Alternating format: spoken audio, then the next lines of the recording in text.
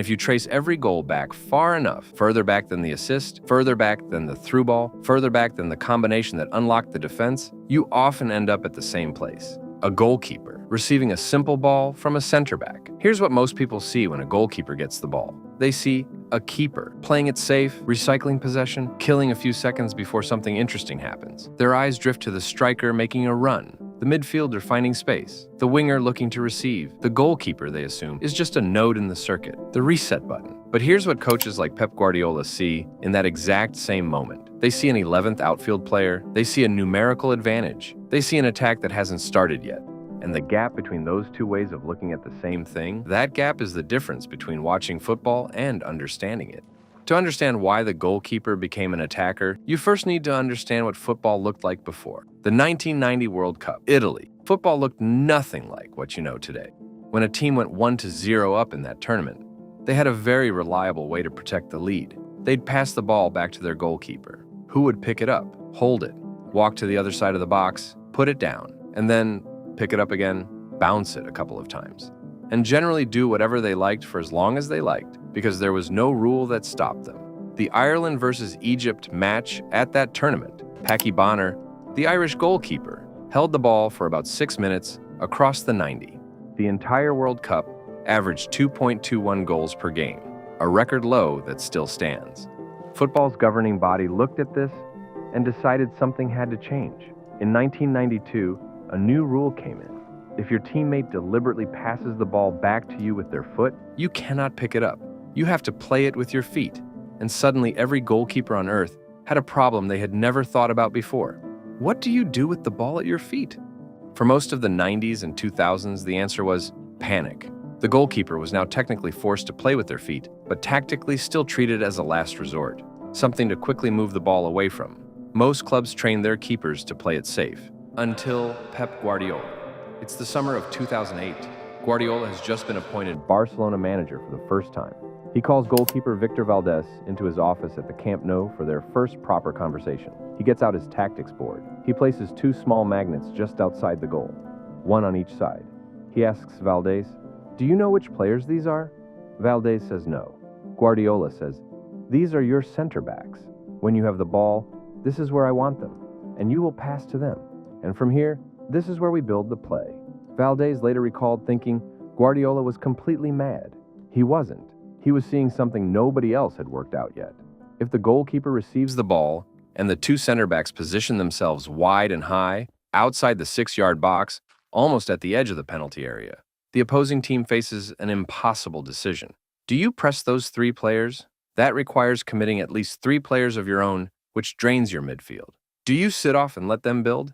Then, you've given Messi and Iniesta the space they need before the ball has even left the goalkeeper's hands. Either way, you lose.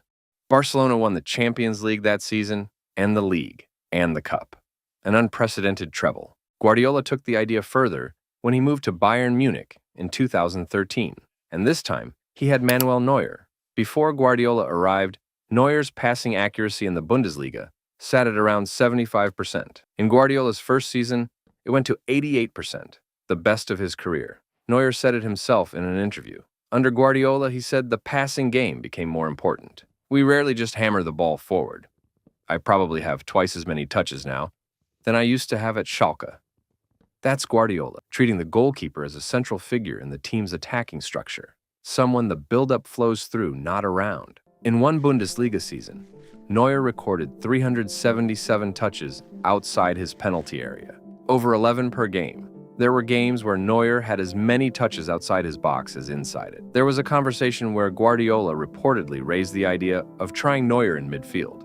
Bayern's CEO said no, but the fact the idea came up at all tells you something. And in the 2014 World Cup against Algeria, when Germany needed their goalkeeper most, not to save shots, but to act as an outfield sweeper against a team launching dangerous counterattacks, Neuer had 59 total touches in that match, 21 of them outside his 18-yard box.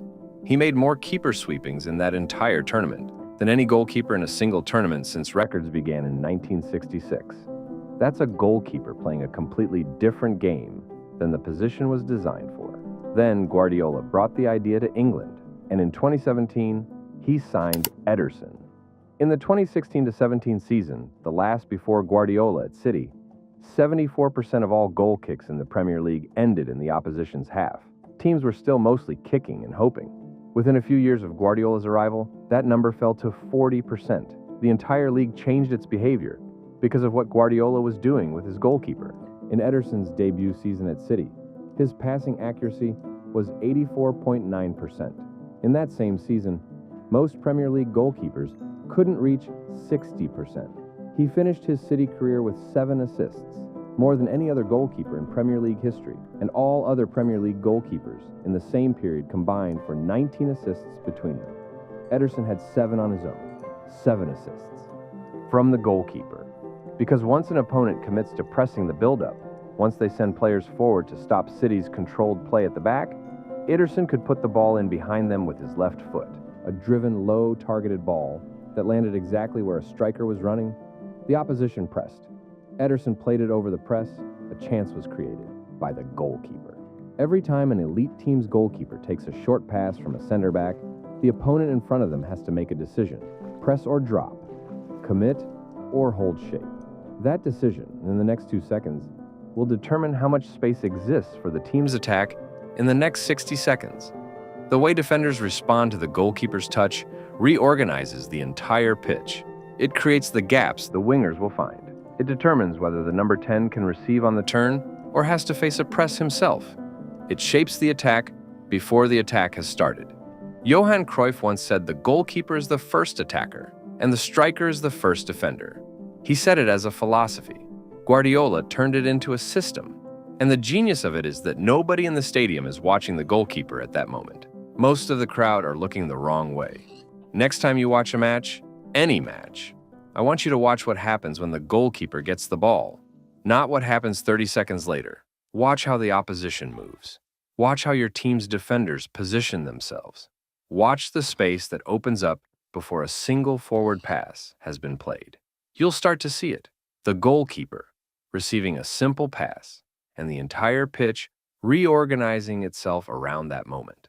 And then you'll understand why every great team in the modern era builds their entire system around that one player, the one wearing gloves. Have a good one. Peace.